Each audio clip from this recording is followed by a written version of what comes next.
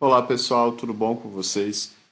Como desenvolver a justificativa da sua dissertação de mestrado, tese de doutorado? Até essas reflexões são válidas para monografia, TCC ou para projeto de mestrado. A justificativa às vezes aparece em trabalhos acadêmicos, isso não é uma regra, pessoal, mas ela pode aparecer como uma seção mesmo do trabalho, dentro do trabalho, marcada como uma seção, às vezes enumerada, inclusive.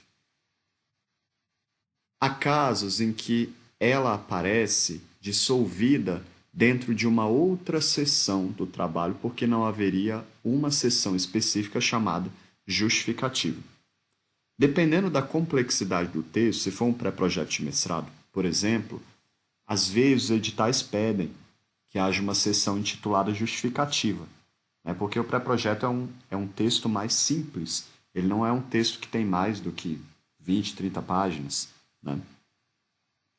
E para o caso de uma dissertação, talvez, dependendo, criar, né, ter um tópico no trabalho chamado justificativa, talvez seja um exagero, dependendo da organização do trabalho e da extensão do trabalho. Isso varia de orientador para orientador e não há uma maneira certa de fazer isso, mas é importante que você traga uma justificativa, isso é uma regra, para o seu trabalho, para a sua pesquisa. Para o caso, se essa justificativa estiver dissolvida na introdução do trabalho, por exemplo, é comum que isso ocorra, que ela apareça em algum parágrafo da introdução, depois do tema ter sido apresentado, depois do problema ter sido apresentado, ou até depois dos objetivos, viria a justificativa. E ela pode ser organizada da seguinte maneira: você pode trazer para o seu trabalho uma justificativa, um parágrafo, se for uma parte que você tem que redigir, não tão extensa, né, mas um parágrafo que fale sobre uma motivação social e um parágrafo sobre uma motivação científica e um outro também sobre a sua motivação como pesquisador. Esses três aspectos são importantes para desenvolver a justificativa. Você não precisa pensá-lo só como parágrafo aqui, pessoal. Eu estou dando um exemplo simples aqui para um caso de um texto pequeno de justificativa. Agora, se for uma coisa mais complexa, você tem que organizar isso de uma outra maneira, né? Pensando de uma maneira bem mais complexa e elaborada. Isso pode valer, por exemplo, para um pré-projeto, né? Ou para o caso de uma justificativa dissolvida na introdução, né? Alguns parágrafos ali que você trata na introdução, para o caso de uma justificativa em que não há uma seção no trabalho intitulada justificativa, certo? A justificativa pessoal, né? Eu vou dizer pessoal, mas vamos pensar no âmbito pessoal do pesquisador, né? Porque não é uma coisa de achismo ali que você vai jogar os seus achismos e, né, não é uma coisa assim. Você tem que tomar cuidado com o que você vai dizer. A motivação não pode ser ali completamente oriunda do seu achismo, não pode ser do seu achismo, da sua emoção. Tem que ter uma justificativa, né, que faça sentido. Por exemplo, quando eu desenvolvi minha pesquisa, a minha justificativa pessoal é que eu fui usuário do metrô. Eu precisava do. Meu trabalho foi sobre discurso de cidadania no metrô.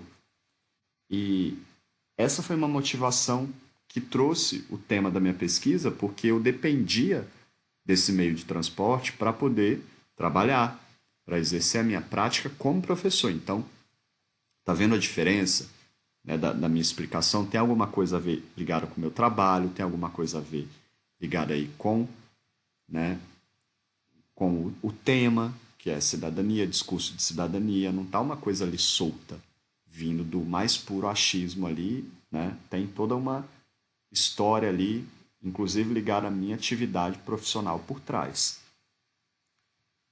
E casa muito bem com a minha área, que é linguística, no caso de discurso aí nesse caso.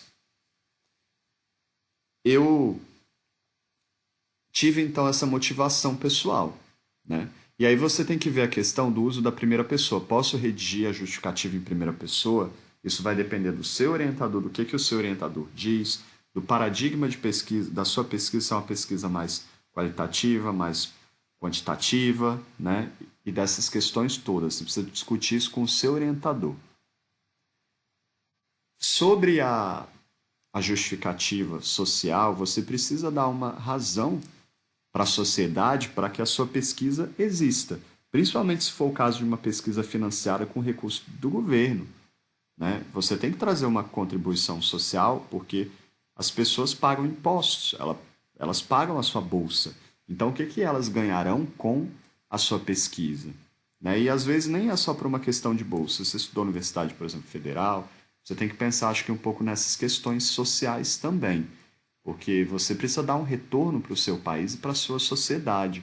Às vezes pode ser a sua comunidade ali local, do seu estado, mas eu acho válida essa reflexão como cientista. Então, o que a sociedade ganha ou ganhará com a sua pesquisa? Né? Quais lacunas existem na sociedade nessa área de pesquisa e como a sua pesquisa poderia preencher essas lacunas? De que maneira? O que agregaria para a sociedade? E como, agora em relação à questão científica, como a ciência pode ganhar com a sua pesquisa, a ciência como um todo e a ciência também, especificamente, estritamente, na sua área. O que a comunidade científica da sua área ganhará com essa pesquisa? Você tem que perguntar.